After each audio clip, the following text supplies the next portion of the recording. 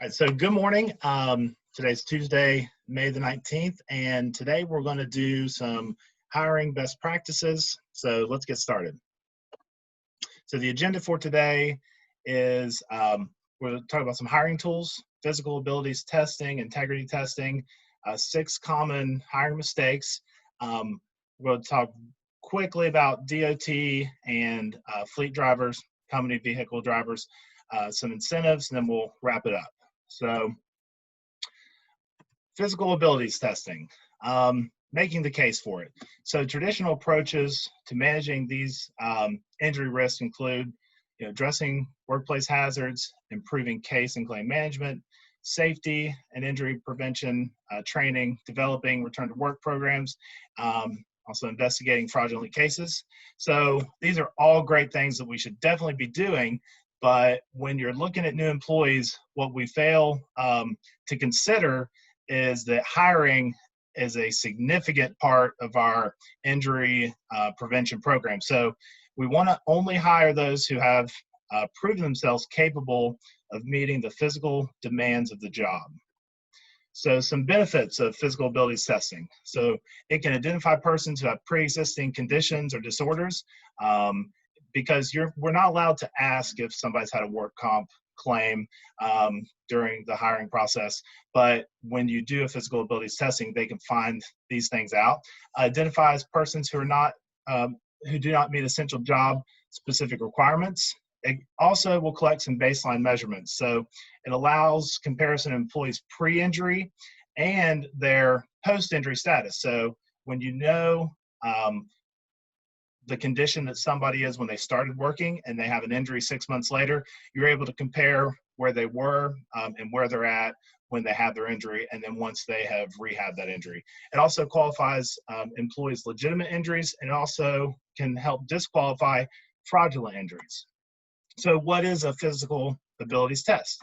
It's known as a functional capacity exam, a work capacity evaluation, but they're all kind of the same thing, and it's used to determine an individual's ability to safely perform work-related physical demands and meet positional tolerance demands. So it's a systematic process of measuring and developing an individual's capacity to dependably sustain performance in response to broadly defined work demands. So what is measured? An applicant will typically begin with a medical history evaluation. Then they will go through they'll look at their their total body makeup. They're looking at their do they have any issues that are easily identified during this process. Once that's done, they will start to undergo a series of functional tasks based on the job requirements. So some of these can be material handling, lifting, carrying, pulling or pushing, performing physical tasks, so stooping, crouching, reaching, and climbing. So with the materials handling, if you are requiring somebody to carry 80-pound bags of cement throughout the day, you need to make sure that they can carry that and they're able to carry it. They may appear that they can carry it just by looking at them, but there may be some underlying issues that can come up, and will show you that they really cannot carry those things. During the testing, the heart rate is monitored, so that's one reason is for safety during the test, but it's also included in the scoring of the test. If we have extremely high elevated heart rate throughout the testing, that can also signal some underlying issues. And these tests usually take anywhere between 30 and 45 minutes. So if you are going to introduce a PAT screening program, what should it look like and what should it include? So you want to target jobs creating most of the risk. So not all jobs that you're hiring for will require a PAT, but the ones that have, where employees are lifting the heaviest things throughout the day, you want to make sure that those are the jobs that you are having the testing being done for. You want to conduct a quantitative job analysis. So you want to ID essential physical requirements of each job that a PAT will be used for.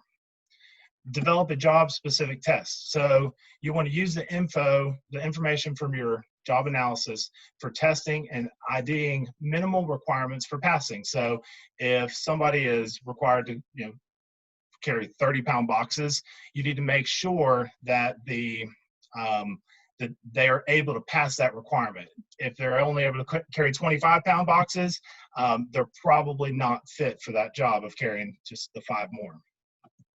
You also want to only use qualified evaluators. So physical and occupational therapists, athletic trainers, exercise psychologists or physiologists, and kinesiologists can be trained to perform these tests. And typically you're going to go to a company that does these testing where they have the qualified evaluators.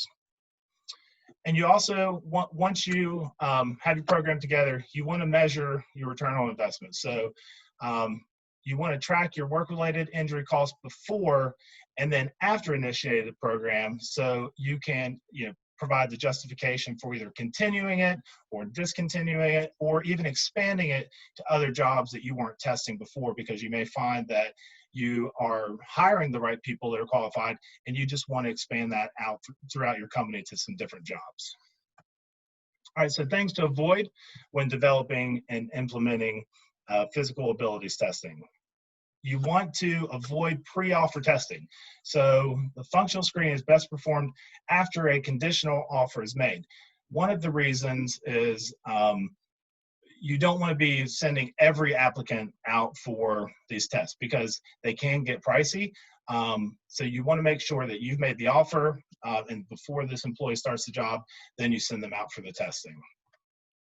Avoid general strength and machine-based testing. So using generic strength tests such as push-ups, sit-ups, aerobic step tests, these are not going to be activities that they may show that somebody's in shape, but they're not activities that are closely related to what that job is actually doing.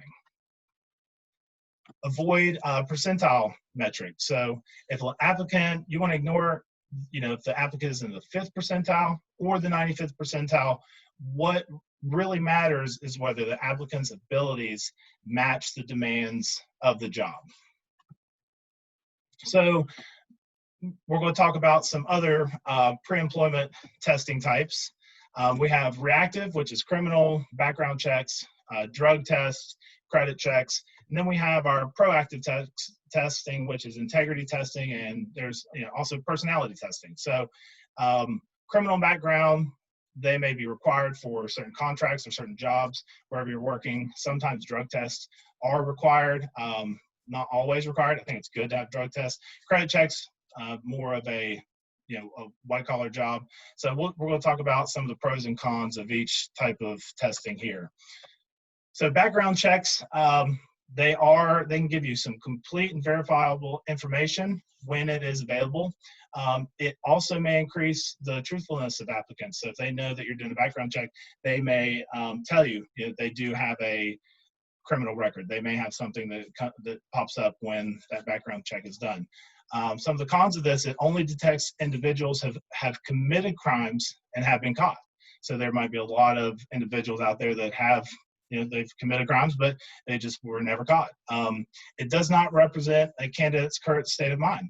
So if you are looking at a criminal record and it might be something from 10 years ago, they may have completely rehabilitated and they may have a completely different outlook on moving forward. Also, these can be expensive depending on the service and the company you're using. Personality testing. So these are definitely good and useful predictors of job-related behaviors such as, the service, how they work in a team. If they are being considered for a leadership position, will they fall into that leadership role, and will it work out? It does require some extensive training for managers to interpret the results accurately. It does not identify job candidates with high-risk behavior potential. And these tests are more expensive than background checks, but they are good for when you're looking at leadership roles, supervisor types, but they can get pricey. Integrity testing. Integrity tests will identify high-risk behavior candidates. So candidates that are actively involved in risky behaviors, it will identify those. integrity testing does not detect job-related skills such as teamwork, service, and leadership. So integrity testing, how does it work?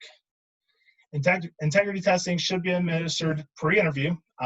So this will avoid managers wasting their time on non-serious, high-risk applicants. So these are done very quickly.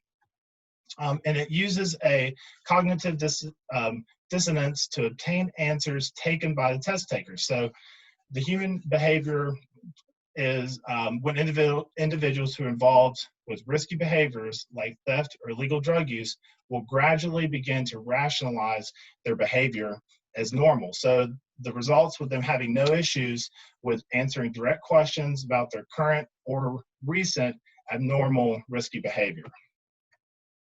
So the four main problems that integrity testing will address.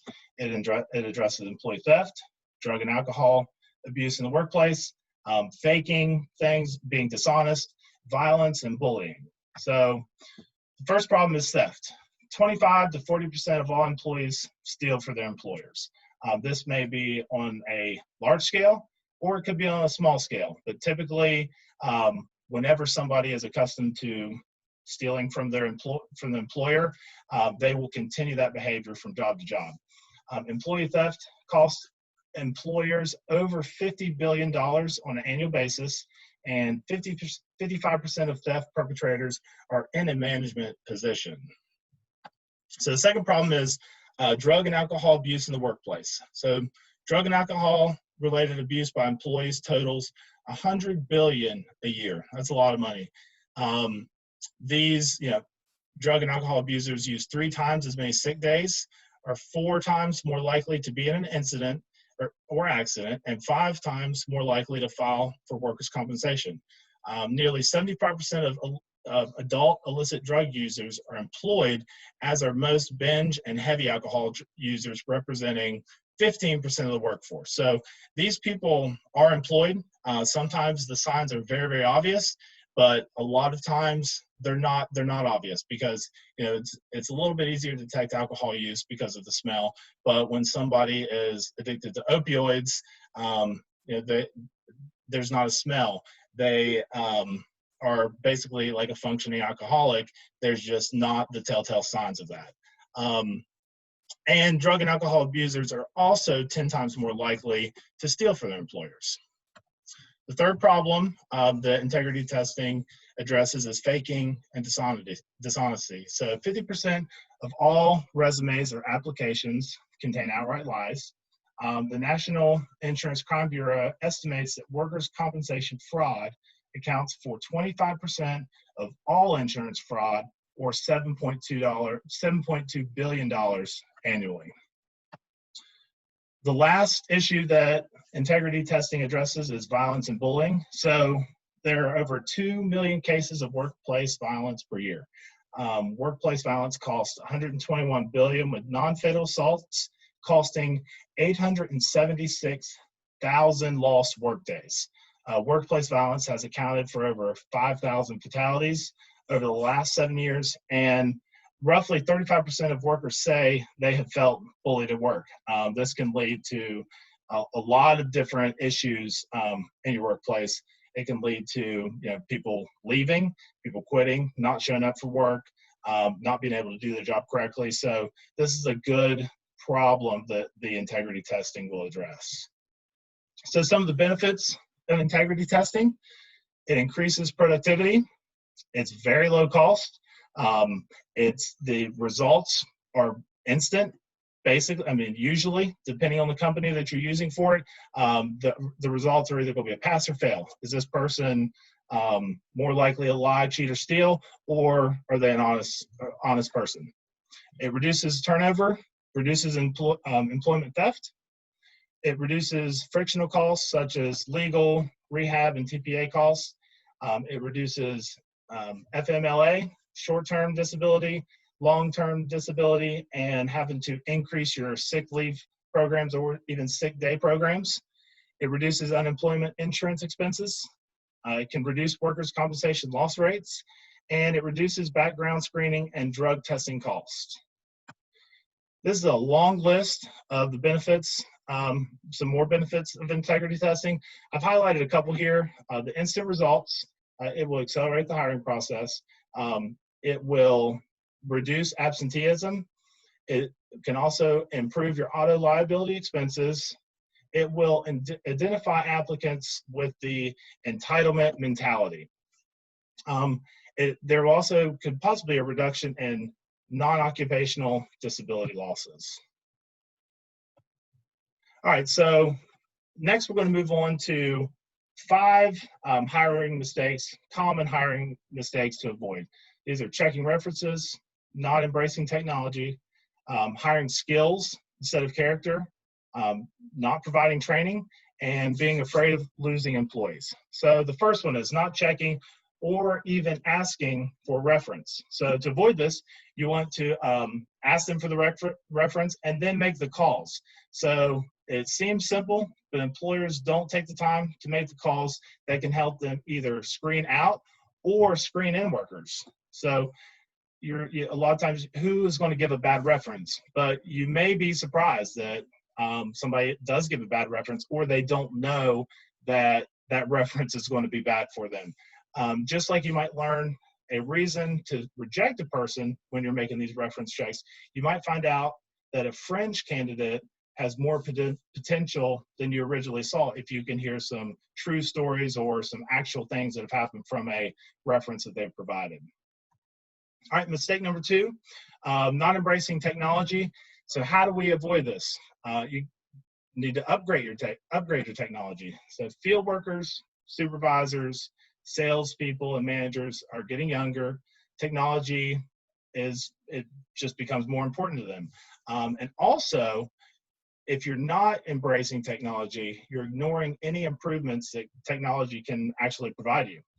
So millennials don't look at construction naturally because they're they're good with the computers. They feel comfortable working with technology. They're good with phones, iPads, apps, and all these different things. So contractors who have embraced technology, they do have an advantage in hiring and retaining good workers, especially in that millennial category. So number 3, hiring skills instead of character. Paying closer attention to a prospect's personality and character than the skills he possesses when possible is how you try to avoid this. Now, this doesn't apply for every single job, but usually if somebody has potential, they have good character, they could be trained for the job. So you cannot really build character traits or develop character traits if somebody doesn't have them, but if they do have a good character, you can build skills around that character. Number 4 is don't provide training. So to avoid this, you need to train your new employees to your company's standards. So how many people do you know who don't want to do a good job? And how many do you know who don't want to learn a new skill? In theory, you've hired the right people, so you want to make sure to provide them a chance to learn, grow, and develop so they can help your company do the same. Not only will your work quality improve, but so will efficiency on the job, and quite possibly you'll have fewer equipment issues and less injuries if somebody knows exactly how to do something with that equipment and they're doing it in a safe manner. So training, we're going to continue this a little bit. Not training new workers is one of the biggest mistakes that contractors make once that new employee is hired. Most of the time, employers have good intentions, but you're so busy that you stick the new employee with the crew and tell them to watch what the crew does and try to keep up with them. That's not always the worst thing to do, but day one, it might not be the best thing because you have the new employee will be stuck probably doing things that they didn't think they were hired for. And they'll just kind of get shoved off to the side and they're not actually learning the way they need to do stuff within your company. So you want to make sure you take the time to train the employees to set them up for success. And the last one, number 5, is being afraid of losing employees. So you've got to change your mindset. A common excuse for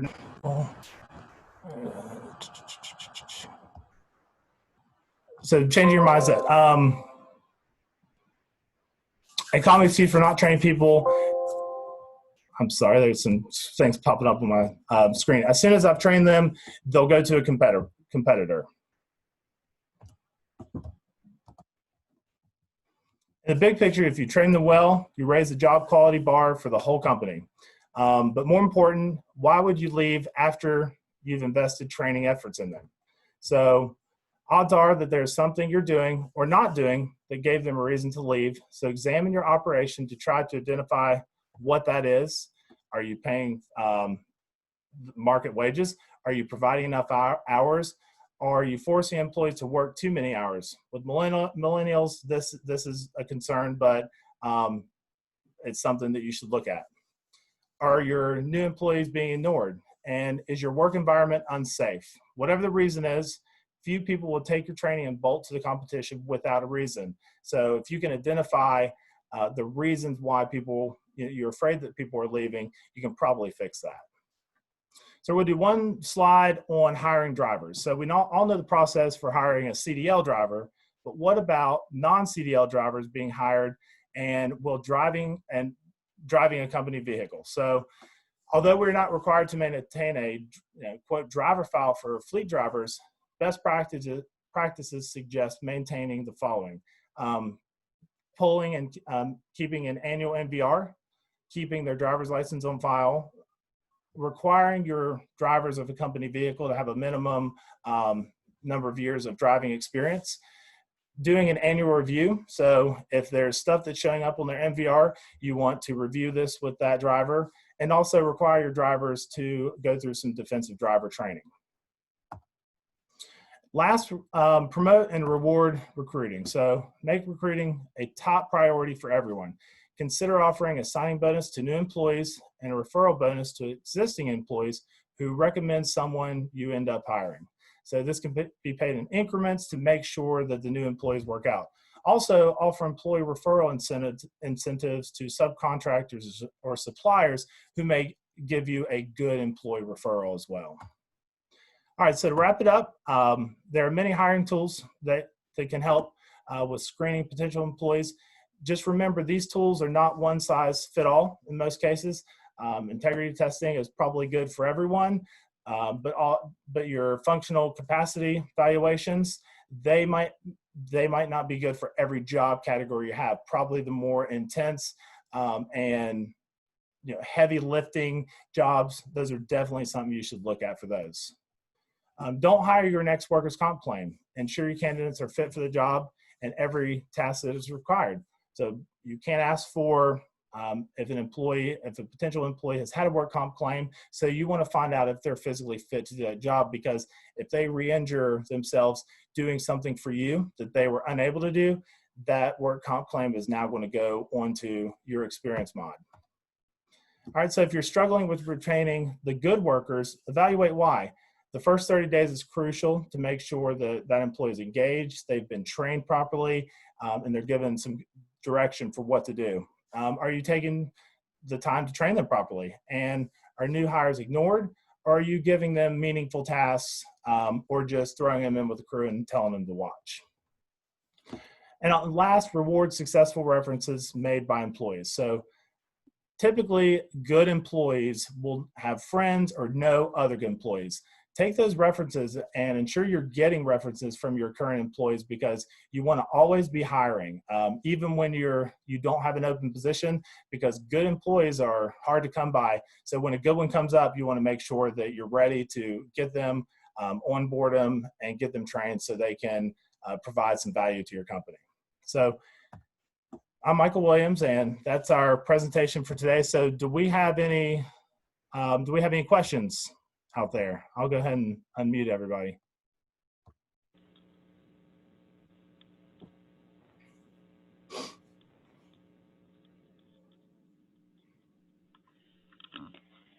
Okay, if we don't have any questions, if you have any questions, you can reach out to me, your producer. We can get you some more information on this, some different companies that we recommend for your integrity testing or the functional capacity evaluations, and any other hiring best practices that we can help you out with. Thank you all very much. Thank you.